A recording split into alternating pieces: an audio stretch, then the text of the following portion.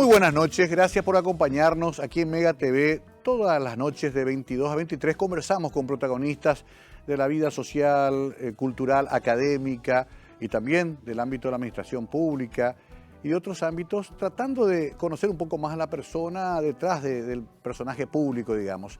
Por eso es un gusto hoy poder hablar con el presidente del Consejo de Administración de IPS, una de las instituciones más importantes de nuestro país, sobre todo por la labor social que cumple.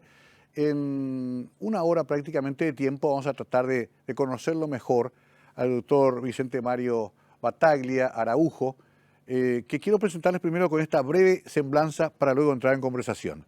Este es el doctor Battaglia, que está con nosotros hoy en Mega TV.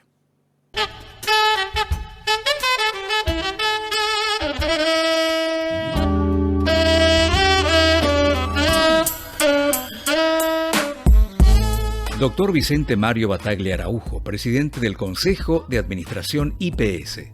Egresado con medalla de oro del Colegio San José, forma parte del cuadro de honor de la carrera de Medicina y Cirugía en la Facultad de Ciencias Médicas de la Universidad Nacional de Asunción. Es médico especialista en ecografía, ginecología y obstetricia. Es especialista en didáctica superior universitaria por la Facultad de Medicina UNA. También es experto regional en salud materna y neonatal por la Universidad Johns Hopkins de Maryland, Estados Unidos, y especialista en gerencia de calidad en salud sexual y reproductiva por la Universidad Politécnica y Artística UPAP. En la función pública posee una destacada participación en distintos cargos. Fue jefe del servicio y posteriormente jefe del Departamento de Gineco-Obstetricia y Perinatología, jefe de la unidad de histeroscopía del Servicio de Ginecología, ambos en el Hospital Central del Instituto de Previsión Social. Además, fue secretario científico de la Sociedad Paraguaya de Ginecología y Obstetricia y de la Sociedad Paraguaya de Ecografía, capacitador clínico experto regional en salud materna y neonatal por J.H. Piego. Se desempeñó como consultor internacional en salud materna y neonatal. Destacado igualmente en el ámbito internacional, representó al Paraguay como Former Country representativa, así también en Centroamérica, Sudamérica, África y Asia en organizaciones internacionales de salud. Integró el Centro Latinoamericano de Perinatología CLAB. Fue coordinador técnico y encargado de programas de salud materna, Programa Integrado de Salud Materno-Infantil, MCHIP Paraguay, hasta su designación como presidente del Instituto de Previsión Social. Ocupó el cargo de miembro del Consejo de Administración, representante del Ministerio de Salud Pública y Bienestar Social.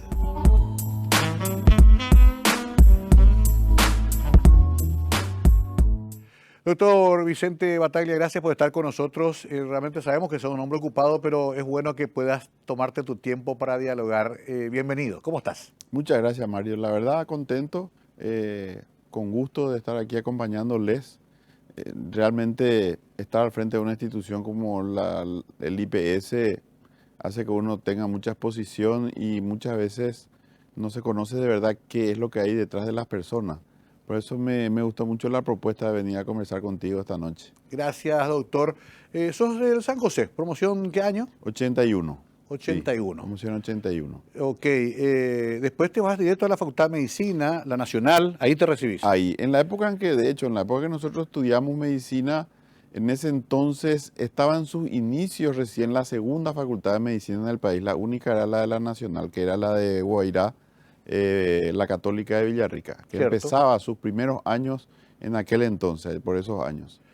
Y bueno, sí, yo fui en Asunción a la UNA, digamos, a la Facultad de Medicina a la UNA. En una época que era un filtro muy fuerte para entrar, el examen muy exigente.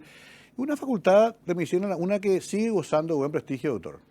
Y sí, yo creo que dentro de las facultades de medicina de nuestro medio, sigue siendo, digamos, como pionera, y no solamente como pionera, es la única que tiene su hospital docente propio, que es el Hospital de Clínica, que mucha gente cree que es un hospital público, pero en realidad es un hospital docente. Ajá. Es un hospital de la Universidad Nacional. Lo que se llama hospital escuela, digamos. Es el hospital escuela, exacto. Correcto. Bueno, ahí hiciste tu carrera, sos hijo de médico, tienes una tradición familiar, pero te vas también al exterior a completar tu formación. Sí, yo me formé aquí, hice mi especialización en ginecología y obstetricia en el posgrado que había en aquel entonces, con una residencia en la Cruz Roja Paraguaya, en el hospital de la Cruz Roja Paraguaya, Mira vos. que tenía un posgrado del Ministerio de Salud que posteriormente también fue reconocido por la UNA.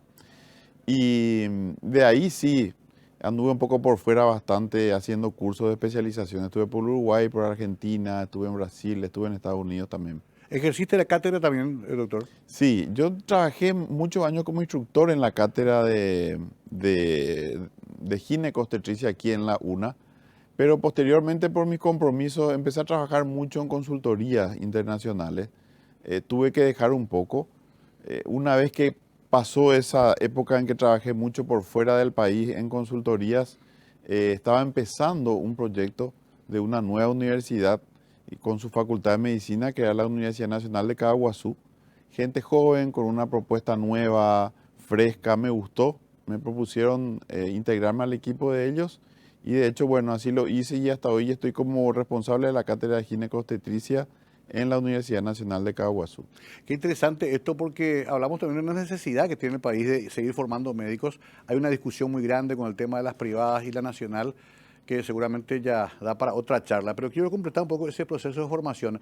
¿Y trabajás para el IPS también desde hace mucho tiempo, doctor? Desde hace mucho tiempo. Yo terminé mi formación de médico y mi formación de especialista y unos 4 o 5 años después empecé a prestar servicio en IPS. Aquí cerquita, en la clínica 12 de junio, Ajá, sí. empecé en un consultorio. Ya años después me trasladaron a la central para trabajar en área de diagnóstico y bueno, ahí hice una carrera, digamos, importante en el sentido que estuve por todos los estamentos hasta llegar a la jefatura de departamento de ginecobstetricia en los últimos años, antes de llegar al Consejo de Administración. O sea, conoces bien la institución.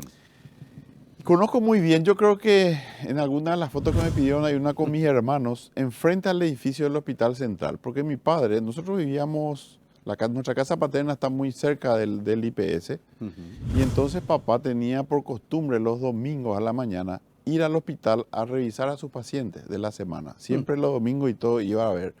Y nosotros, para nosotros, para mi hermano y para mí, era como un paseo casi obligado los domingos de mañana a acompañarle hasta el Hospital Central. Y nos quedábamos a jugar en el jardín mientras él subía, a veces íbamos con él al piso. Ya desde ese entonces conocemos lo que es el quehacer de lo que era el movimiento en el hospital de IPS, ¿verdad? Qué interesante eso porque te da una vivencia muy particular, ¿verdad?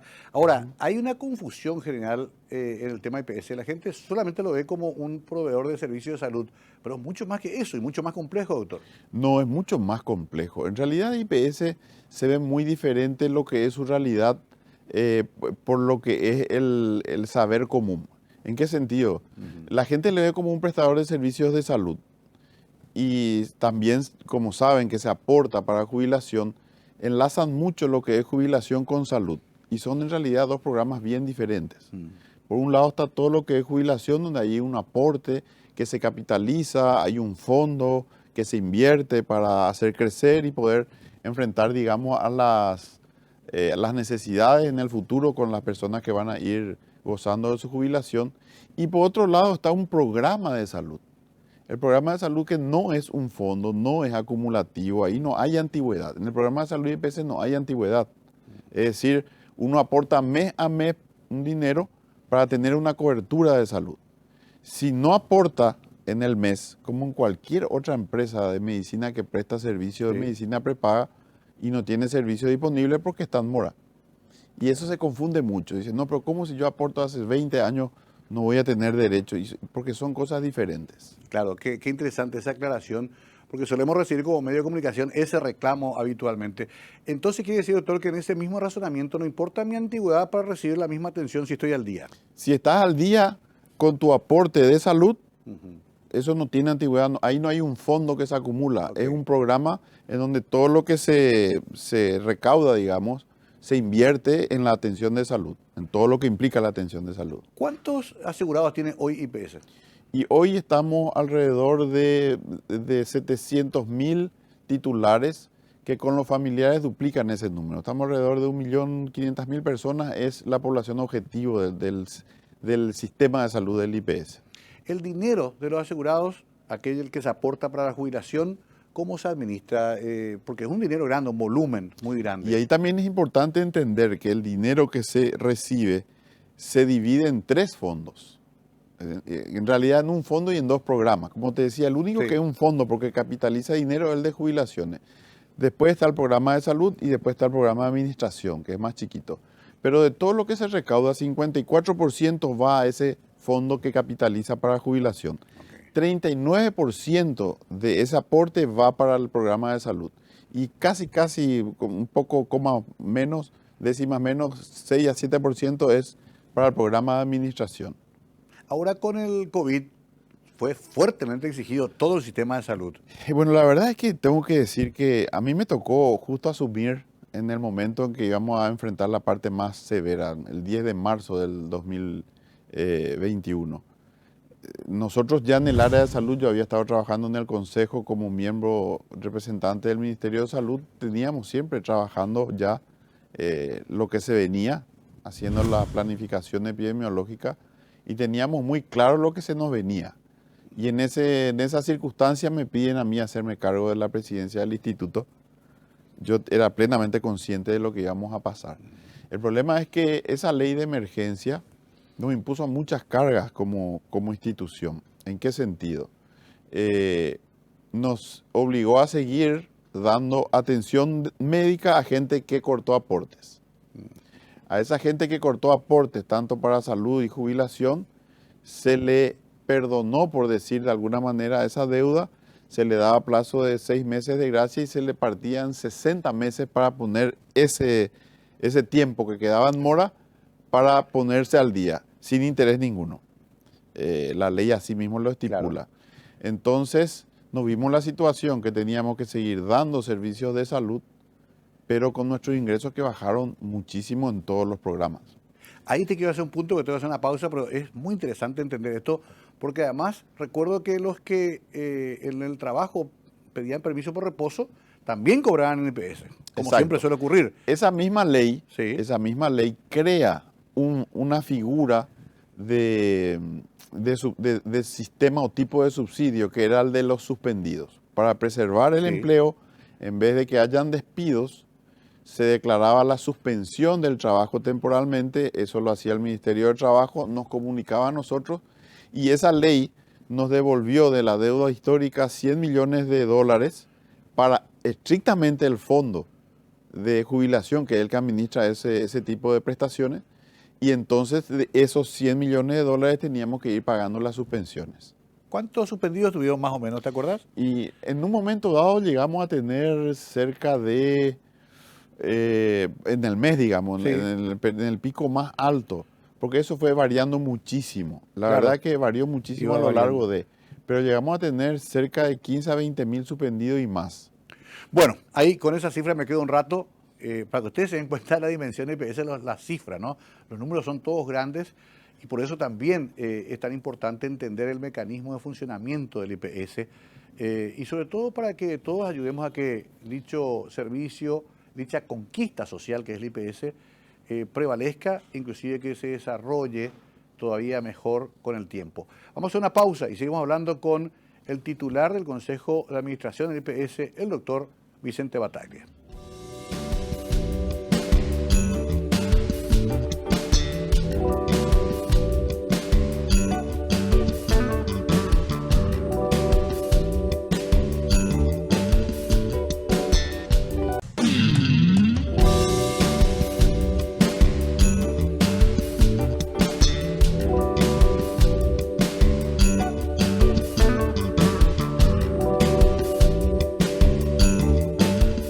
Decíamos el número de IPS, ¿no? Más de 700.000 asegurados, más sus familias. Hablábamos de los afectados por la pandemia cada mes, un promedio de 25, más, menos, iba fluctuando. Las cifras también muy altas. Por eso que también, doctor, hay como una especial atención a cómo se administran esos fondos. ¿Vos cómo te manejas? ¿Tenés un consejo de administración? ¿A quién tenés que informar? ¿Cómo es tu trabajo administrativo? Eso también es muy interesante de compartir un poco con la gente, Mario, porque la gente no entiende cómo se administra el IPS. Hay un consejo de administración Sí. que el presidente de la institución preside ese consejo, pero el consejo es el que tiene la potestad de dirigir los destinos. Es decir, la responsabilidad administrativa e institucional recae sobre el consejo de administración. Ahí las decisiones se toman por votación. O sea ¿Ahí que quiénes están? ¿Representante obrero, patronal? hay un representante de los obreros, un representante de los empleadores, hay un representante de los jubilados. Esos son los tres que son representaciones, Correcto. digamos, de colectivos de personas. Y aparte hay un miembro representante del Ministerio de Trabajo y uno que es representante de Salud Pública, el Ministerio de Salud Pública. ¿Y hay otros que nombra el Ejecutivo directamente? Solamente los dos Ok. de Trabajo y Salud Pública son nombramientos directos del Ejecutivo. En los demás casos, estos colectivos presentan ternas y el Ejecutivo decide sobre las ternas que se les son presentadas.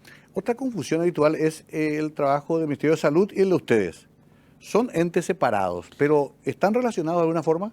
No, en realidad somos entes muy, muy diferentes. ¿Por qué? Porque en lo que refiere a la parte administrativa, nosotros administramos fondos propios, es decir, fondos de aportantes. Aportan los empleados, aportan los empleadores Sí. y aparte están los funcionarios y los jubilados que también aportan al sistema. Entonces, somos, como se dice, fuente 30. Nosotros generamos nuestro propio ingreso. ¿No reciben plata del Estado? No, Salud Pública, sin embargo, como ente del Ejecutivo, recibe su financiamiento de fuente 10, es decir, fondos genuinos del Tesoro, transferencias de Hacienda. La ley nomás en nuestro país, como es bien compleja y a lo largo de los años se fueron haciendo algunas modificaciones que son bien extrañas, si bien nosotros administramos dinero propio, no obstante, nuestro presupuesto se tiene que aprobar por Hacienda y se tiene que aprobar también por el Legislativo. Eso es lo que justamente confunde a la gente. Dicen, Eso confunde a la nuestro gente. dinero están ahí, nuestros impuestos están en IPS, y no es así. Eso no es así. En IPS no hay ningún dinero de impuestos ni aporte, digamos, que hacen al quehacer nacional. Son específicamente aportes del empleado, del empleador y de los que son parte del colectivo. Ahora, este modelo mixto de ser prácticamente, yo trato de explicarle esto a la gente a veces y no me cuesta mucho, le digo, pero el IPS es casi privado. Cuesta decirlo, pero es privado. Pero tiene que ser aprobado el presupuesto por el Parlamento y por el Ministerio de Hacienda, que es el Ejecutivo. ¿Esto hay en otros países también o nosotros inventamos este sistema? Y no, yo creo que lo que pasa es que el sistema, la ley orgánica de IPS es del 40 y pico. Claro. Tiene casi 80 años. Otro modelo. Otro modelo, aún así hay que decirlo, con lo que cambió, estamos hablando de otro siglo, de otro sistema, de una globalización, de la tecnología que lo invade y mejora todos los procesos. Y sin embargo, 80 años después, utilizando todavía la misma carta orgánica, que sí necesita ser reformada, eso es clarísimo, aún así todavía subsiste Sí. y nos permite operar. Es decir, en su momento, cuando se pensó con muchos años por delante. O sea, en ese sentido es exitoso el modelo. Es exitoso. Nosotros estamos ahora obligados a continuar haciéndolo exitoso. ¿Y eso qué significa? Empezar a pensar en las modificaciones que nos den otra vez 80 años de salud. La caja de IPS no tiene los problemas que tienen otras cajas No. fiscales del país.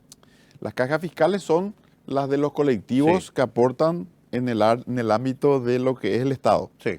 Nosotros tenemos una caja propia que es a donde van los fondos. Sí. Ese 54% de aporte va a esa caja. ¿Esa está bien? Está en este momento, nosotros estamos obligados por la ley de IPS a cada 3 años hacer un estudio actuarial para ver cómo están nuestras finanzas y cómo está la salud de nuestra caja en el tiempo.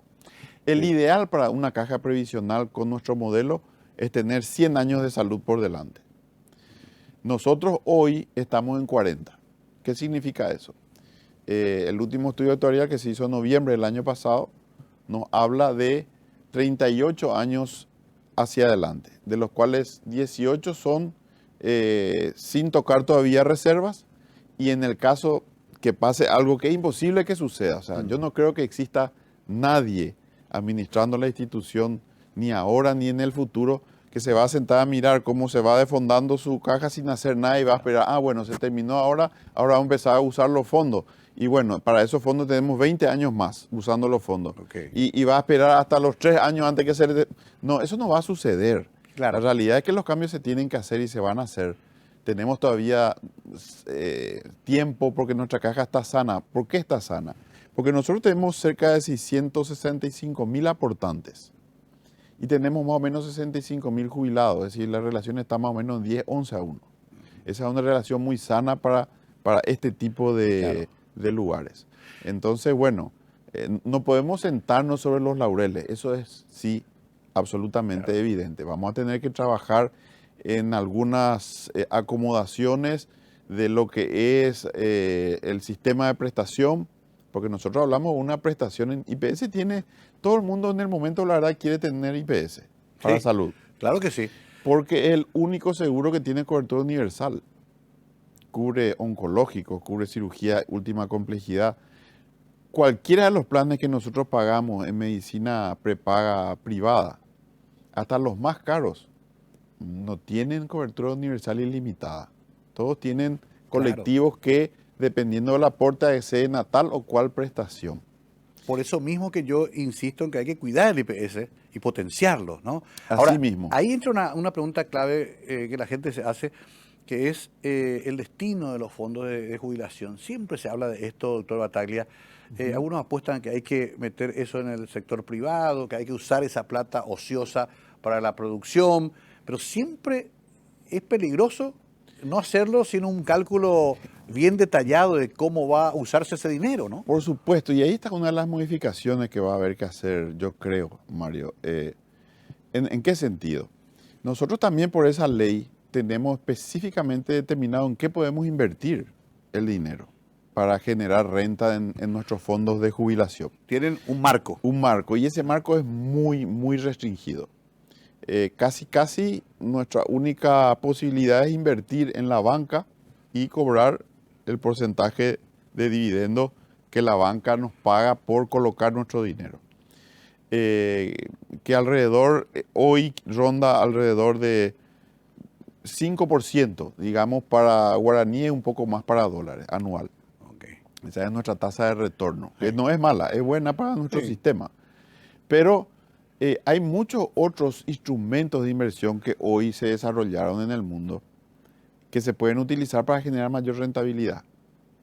Y eso se tiene que estudiar bien cuáles serían los que podríamos utilizar, porque las rentas sí tienen que ser seguras, las inversiones tienen que ser seguras, tienen que ser rentables, y esos son dos principios que en la misma Carta Orgánica nos obliga.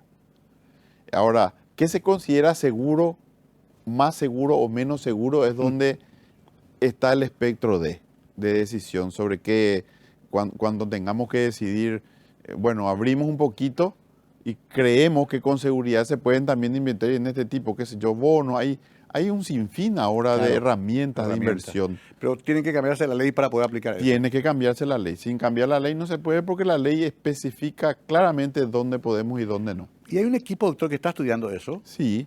Lo primero que hicimos cuando asumimos en el Consejo de Administración fue crear un equipo para estudiar las modificaciones que se tendrían que hacer. Porque ¿qué pasa, Mario? Es bien complejo, y sobre todo en medios como el nuestro, porque ¿de qué estamos hablando? Estamos hablando que va a ser necesario a lo mejor cambiar los años en los que vas a jubilarte. Sí. Todo el mundo habla de que hoy somos sanos y activos hasta mucho más de los 60 años, y sin embargo nos jubilamos en la jubilación. En la caja fiscal hay docentes que a los 45 años están jubilados. En el caso de IPS a los 60, ya la jubilación te alcanza. Sí. A lo mejor habría que alzar los años, no sé. Eso va a tener que salir de un análisis de todos los sectores. Y tienen que estar todos los sectores involucrados y de acuerdo, porque si no va a ser impracticable. Si para el colectivo de los empleados no es bueno lo que se quiere cambiar, siempre va a haber trabas desde ese sector y no se va a poder hacer nada. Si para el colectivo de los empleadores no es bueno o aplicable, no están de acuerdo, también van a haber trabas. Necesitamos sentarnos, empleadores, empleados y autoridades, para ver, tenemos que ser sinceros. Si queremos extender de 40 años nuestro norte a por lo menos 80 o 90, como sería el ideal, vamos a tener que hacer cambios. ¿Qué cambios vamos a hacer? Todo cambio siempre es, Sí, digamos, difícil o doloroso. un desafío, a veces Sí. doloroso, Sí, pero el bien de la institución nos va a demandar hacer algún cambio. Y bueno, eso es lo que se va a tener que decidir. No es bueno hacer ese tipo de cambios. Eso es algo que no lo decimos nosotros, eso está establecido, Sí. un consenso internacional. Cambios que requieren profundo consenso social tienen que hacerse al inicio de gestiones gubernamentales, claro. donde hay un Claro. tiempo largo para... los periodos finales no son el momento para hacer ese tipo de cambios. Pero nosotros ya instalamos ese comité como para que estudie desde el ámbito, por lo menos, de la administración, de la institución, cuáles son los cambios que nosotros creemos que deberían hacerse. O sea que el equipo que llegue el 2023 va a tener eso Va a tener preparado. eso. Y podría sentarse con el colectivo de los empleados o de los empleadores para ver, bueno, ellos qué cambios pretenden que se hagan. Entonces es mucho más sencillo. Si en tu visión de cambio, como colectivo de empleador, tenés lo mismo que yo vi que hay que cambiar y los empleados también tienen lo mismo, ahí ya no discutimos. Claro, ya hay un consenso. Ya hay un consenso Hay de que entrada. construir eso. Hay 3 proyectos que ya tienen puntos de encuentro. Vamos a tener solamente que sentarnos a acordar qué es lo mejor con razones técnicas claras sobre lo que nosotros vemos diferente. Bueno, interesante ir entendiendo todo esto que se está operando mientras la gente sigue exigiendo, por supuesto, que el instituto siga creciendo. Vamos a hablar un poquito de ese crecimiento. Hay conquistas importantes. ¿Por qué todavía hay quejas de carencias? También quiero preguntarle al doctor. Y sobre todo también esa idea de que el IPS finalmente es el servicio o el sistema que ha perdurado en el tiempo y que por lo tanto debemos tener mucho cuidado en no destruirlo o en no afectarlo de una manera tal que decaiga. Al contrario, queremos que crezca. Enseguida hablamos de esos temas y también de algunos temas que se asocian a la polémica que el doctor va a contestarnos igualmente. Ya volvemos con más Conversando la Noche.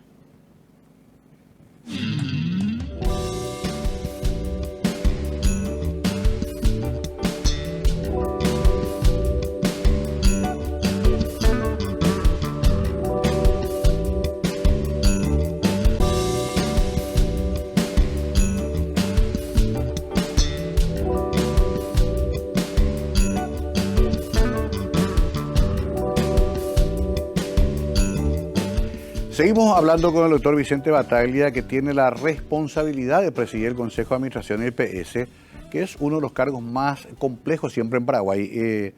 Siempre se tiene mucha atención a todo lo que hace el IPS, doctor.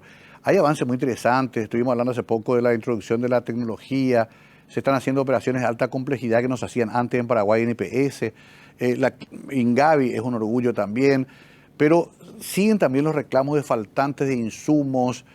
Hay ese problema a veces de interrelación entre las diferentes dependencias para servir mejor al asegurado. ¿Por qué eso no se puede superar del todo, doctor? Bueno, Mario, yo te puedo hablar de lo que me toca a mí, de lo que encontré de un año atrás. O sea, IPS es una institución, ya dijimos, tiene casi 80 años. En las últimas décadas vino realizando una tarea dentro de un marco diferente. Pero hay un hecho que hace demasiado a lo que es la gestión actual y que son 2 años de pandemia. 2 años de pandemia que paralizaron el mundo, que cambiaron reglas de juego en lo que hace al tipo de transacciones que se hacen normalmente en el comercio internacional. Vuelos restringidos, Sí. envíos que no podían salir de los puertos de embarque, etcétera, etcétera. Nosotros apenas hoy estamos pasando esa etapa. Eso todavía no terminó de normalizarse al 100%. Sí. Entonces, eso afecta mucho a lo que hace nuestro día a día. ¿Por qué? Porque nosotros no somos fabricantes de medicamentos ni de insumos médicos. Nosotros Claro. postulamos en base a la ley de contrataciones públicas con las empresas que se dedican a ese ramo. Los distintos tipos de insumos o medicamentos que nosotros compramos o equipos médicos, como quiera llamarse. El hecho es que todas esas empresas se afectaron tremendamente con la pandemia. Y hasta hoy siguen, por ejemplo, con un faltante para cumplir con su contrato, porque tenemos contratos firmados en la mayoría de los casos, Sí. que no pueden ser cubiertos por la empresa y presentan las cartas que también eso está estipulado entre lo que es la ley de contrataciones y nuestra carta orgánica, su justificativo Claro, del porqué. del retraso. Y si el justificativo es real y es válido y nosotros no podemos hacer mayormente nada. Porque ¿qué sería la alternativa? Supongamos como pasó mucho en la época misma de la pandemia y eso sigue ahora. Vos te acordarás que se crearon organismos suprainstitucionales para controlar las compras. ¿Cierto? Eso, aparte de la burocracia habitual de nuestra ley de contrataciones, elevó todavía a otro estamento más Correcto. todos los controles. O sea, Sí. se volvió otra vez un poco más burocrático aún. Eso cambia los tiempos de todos los procesos. Claro. Y dentro de nuestra ley de contrataciones, las empresas tienen derecho en determinados plazos, así como en la justicia, en un juicio, un abogado Sí. puede presentar un recurso de esto, como se suele decir, puede chicanear el proceso legalmente muchísimo. Exactamente lo mismo pasa en la ley de compras. Claro. Una empresa que se considera que se violentaron sus derechos Puede reclamar. puede reclamar. Y en general, cuando saben que su reclamo no es quizás tan certero, pueden esperar hasta el último minuto del plazo y meten ahí su protesta y trancan otra vez la firma de los contratos por los periodos que la ley les ampara, 15 días, 20 días, etc. Entonces eso hace que sea muy difícil manejar tiempos con certeza. En el caso nuestro, la pandemia hizo que en el 2020 haya 0 llamados. Hmm. 0 llamados. ¿Y cómo aguantaron? Porque se trabajó todo sobre lo que fue COVID. Claro. Fue COVID estrictamente. El mundo giró alrededor del COVID, la institución también. ¿Por qué? ¿Por qué digo que giró alrededor del COVID? Porque a nosotros nos exigieron enfrentar una pandemia que no sabíamos cómo de fuerte nos iba a pegar. Y nosotros, por nuestra legislación, estamos obligados a prever nuestras compras en base a nuestro histórico. Pero apenas llegó la pandemia y los anestésicos se aumentaron 10 veces su consumo. ¿Cómo nosotros íbamos a prever comprar 10 veces más antes de la pandemia porque iba a aumentar 10 veces el consumo? Nos iban a mandar presos por Sí, una sobrecompra. por una sobrecompra. Sí. Entonces, es muy difícil. La gente es un poco injusta muchas veces en ese sentido porque no se puede comprar lo que no se puede prever. Claro. Una vez que estás en la cancha con el problema, tenés que ver cómo resolver. ¿Se está normalizando eso de todas maneras? ¿O todavía toma un Se está tiempo más? normalizando, sí, ya. Es un proceso. Pero yo llegué a la presidencia del Consejo y en los primeros, la administración nuestra trata de ser muy responsable, Mario. Nosotros tenemos una formación de años, tanto de familia como profesional, trabajando las cosas muy claramente donde nos tocó estar y bien derecho. Cuentas claras, como se suele Sí. decir. Entonces, ¿qué es lo que encontramos? Y el ramalazo del año anterior que no se pudo prácticamente trabajar en compras porque fue todo COVID Sí. y eso centró la atención. Entonces, en el informe de los 100 días que yo preparé para entregarle al presidente, daba cuenta que iniciamos el 70% de los llamados del año ya en esos primeros 100 días. Hmm.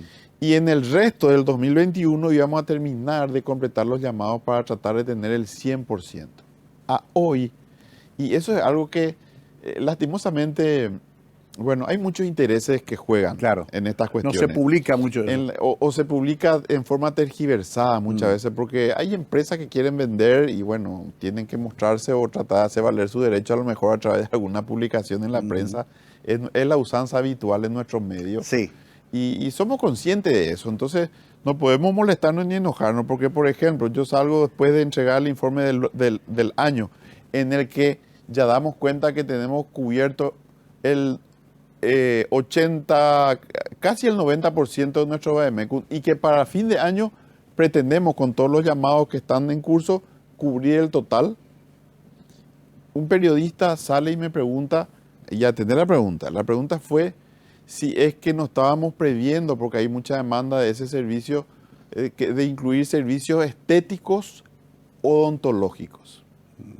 Estéticos odontológicos dentro de la cobertura. Yo le dije, bueno, lógicamente estamos lidiando con un problema de solventar lo básico que tenemos ya hoy como obligación, Claro. para incluir servicios estéticos. Y la verdad es que servicios estéticos ni en medicina privada no se incluyen como un formato básico. O sea, tienen... Entonces yo le digo, bueno, sería interesante, para todos quisiéramos que la cobertura sea para todo lo que se pueda presentar.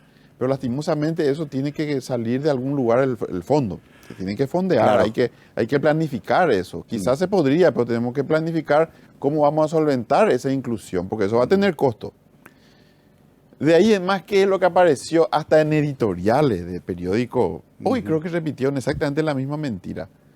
Que yo dije que para atender mejor necesitamos cobrar más. No, yo no hablé nunca que nosotros para dar la atención que se merece nuestro asegurado tenemos que cobrar más. No. Al contrario, yo no puedo incluir irresponsablemente nuevos compromisos que pueden ir en contra de la atención que yo tengo hoy obligada con mi usuario. Claro. Es totalmente al revés. Sí. Pero sin embargo, se habla y se pone en mi boca lo que yo no digo como una verdad. Claro, pero es que estás en un puesto que siempre Por va eso a ser... digo, no me enoja. Sé que las reglas del juego son esas. Yo sé muy bien dónde estoy, quién soy. Correcto, en ese está bien. sentido- Ahora, me hace pensar mucho, pues muy interesante esto que estás explicando, doctor Battaglia. ¿Quién te respalda o cómo haces controlar eso para poder mostrarlo públicamente? Contraloría General de la ¿Qué República cosa? y toda tu operación. Nosotros estamos sujetos a todos los organismos, A todos los organismos. naturales del Estado. Contraloría, es más, todos los días estamos respondiendo, inclusive Pedido del de Poder informes. Legislativo, pedido de informes. No tenemos ningún problema. Y ahí hay algo que es muy importante resaltar, Mario. En este año de gestión de este Consejo de Administración, porque la gestión no es solo mía, como te digo, yo soy presidente del Consejo, pero las decisiones las tomamos Sí. en consenso o por lo menos en mayoría en el Consejo. Somos todos responsables. De todo lo que se hace bien, no es solamente Vicente Battaglia el responsable, el Consejo también. Nuestros directores, nuestros gerentes, gente que aporta, que trabaja, que está, digamos, muy enfocada en su tarea. Todos ellos son los gestores de lo bueno que se haga. Y de lo malo que se haga, bueno, me hago cargo yo si hace falta, no hay inconveniente. Pero lo que no se va a poder decir nunca en nuestra administración es que no nos interesa la gente, de que no nos dedicamos 100% de nuestro tiempo a tratar de sacar la tarea de la mejor manera y que tenemos que administrar situaciones de conflicto de intereses muy importantes. Y esas son las que generalmente tienen repercusiones de todo tipo. Por ejemplo, saco como ejemplo Sí. para que por lo menos tengo este espacio, puedo decir yo. Nos critican mucho por las licitaciones de seguridad y Ahora, de sí, limpieza. te iba a preguntar. ¿Vos te das idea de tu casa sin limpieza diaria? Imposible. Imagínate un hospital. Eso es un servicio básico. Necesitamos invertir y se gasta mucho porque tiene costo. La institución es enorme. Hay demasiados lugares que tienen que cubrirse y lógicamente eso tiene un costo que no es bajo en el volumen. Lo mismo seguridad. ¿Qué pasa si entra una persona a cualquiera de nuestros establecimientos y roba uno de nuestros equipos caros? Somos responsables. Tienen que resguardarse los equipos, tiene que resguardarse la gente, ¿Y la por qué integridad se cuestiona? física. ¿Qué se cuestiona? Y se cuestiona por los montos. Claro, porque que son muy grandes. los montos, como IPS es una institución tan grande, son montos muy altos para lo que la gente está acostumbrada a manejar. Vos, una persona normal como vos, como yo, en su administración domiciliaria, digamos, propia, no habla de presupuestos de 1.000, 2.000, 3.000 millones de guaraníes, mucho menos de 40.000 o 50.000. Ahí te quise un punto porque tengo que hacer una pausa, pero eso quiero retomar enseguida. Sobre todo porque siempre lo que se dice se direccionó entonces el llamado. ¿Cómo se evita eso? ¿Cómo poner los controles necesarios para decir, no, señores, acá está todo?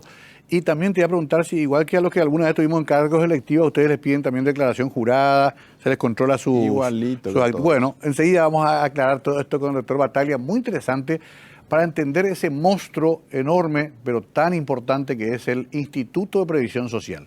Ya volvemos.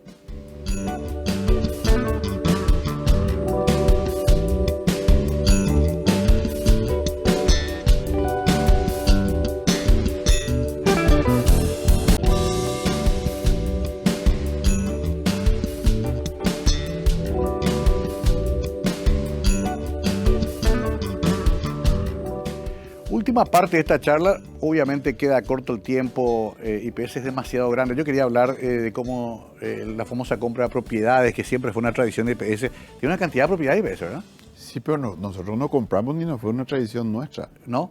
No, No, yo sé, claro. Nuestra carta orgánica es más. Del Hotel Guaraní todo viene no eso. contempla ese tipo de ¿Y inversiones. por qué se hacía eso? Y no se hacía. Eso fue producto de la quiebra de los bancos en los años 90. Donde estaba la plata de IPS. Claro, por supuesto, se recuperaron, para recuperar algo, un sinfín de propiedades de todo tipo en todo el país Sí, que nosotros no podemos utilizar. eso te iba a decir, no es tampoco que pueden vender, comprar, alquilar, es todo un tema para usar uno de esos predios. Es todo un tema porque hay bienes de uso que se llama, que son los hospitales, y bienes de renta. Sí, En los bienes de renta nosotros no podemos invertir. Es decir, tengo un sinfín de departamentos hechos pelota en Ciudad del Este. Estamos pagando impuestos, estamos Claro, pagando porque- despensas todos los meses, pero yo no puedo invertir como IPS para poner en condiciones ese departamento para poder alquilar. mira Entonces, vos. lógicamente, ¿quién va a alquilar un departamento destruido? Claro. Se siguen destruyendo. Queda como un activo ahí, pero Es sin un activo producir nada. que no produce nada, pero no, al contrario, lo único que produce es gasto. Claro, y lo pueden vender. La ley no nos permite. Qué curioso eso. Porque ahí Es que podrían no- es que no capitalizar está también. previsto esto originalmente. Nosotros no teníamos por qué tener toda esa cantidad de Y el propiedades. Hotel Guaraní sigue siendo IPS. Sigue siendo IPS. Lo que hacemos es sacarle renta. Podemos Claro. sacarle renta haciendo licitaciones para el usufructo de los Claro. espacios. El que era de San Bernardino terminó siendo geriátrico. Hasta hoy se remozó para usar como un geriátrico. Los 2 años de la pandemia, por justamente la población más Sí. afectada estuvo cerrado. En estos días se está trabajando para ver cuál va a ser el formato para reactivarle.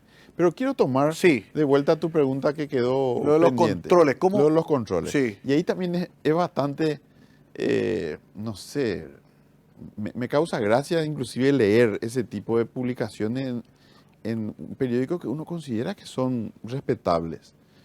¿De qué se nos acusa en una de las publicaciones en estos días?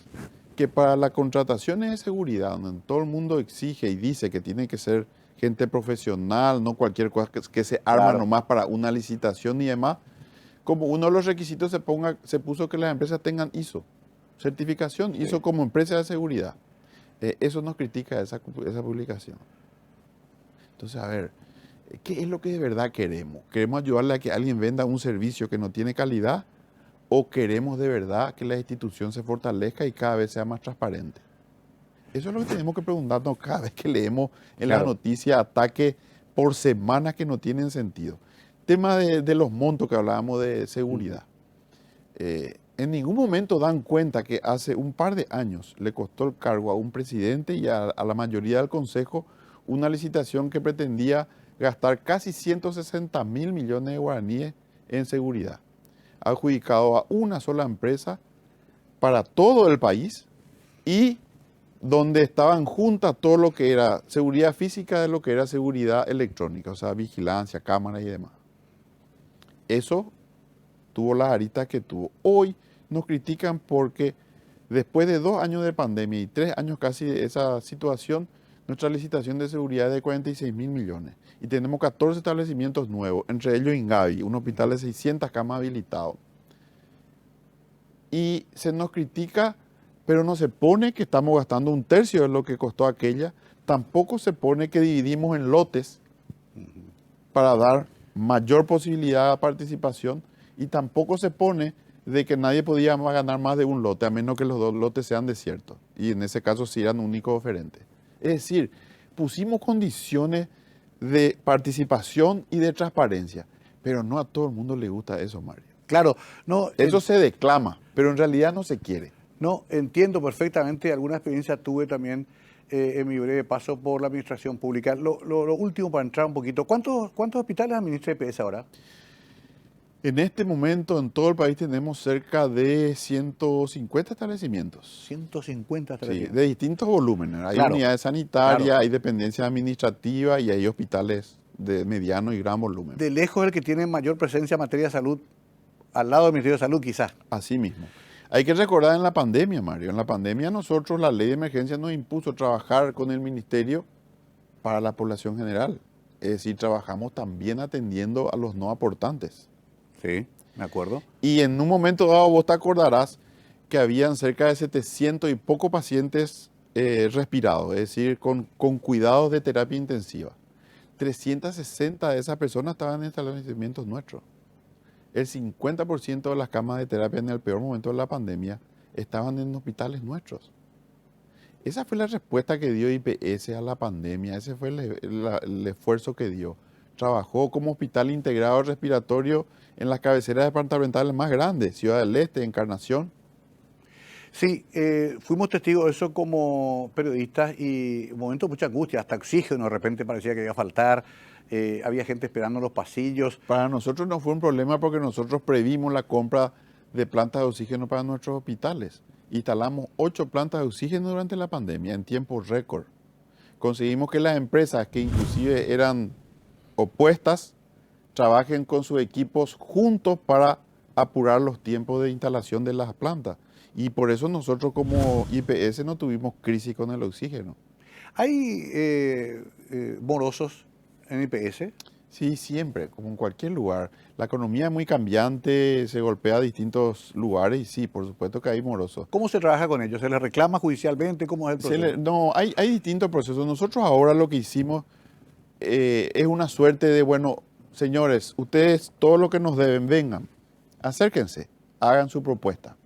Y vemos cómo podemos, nos interesa cobrar lo que nos puedan pagar por lo menos, y después podemos sentarnos a ver cómo podemos facilitarles el pago con un costo financiero, por supuesto, pero la idea es acérquense, presenten sus propuestas.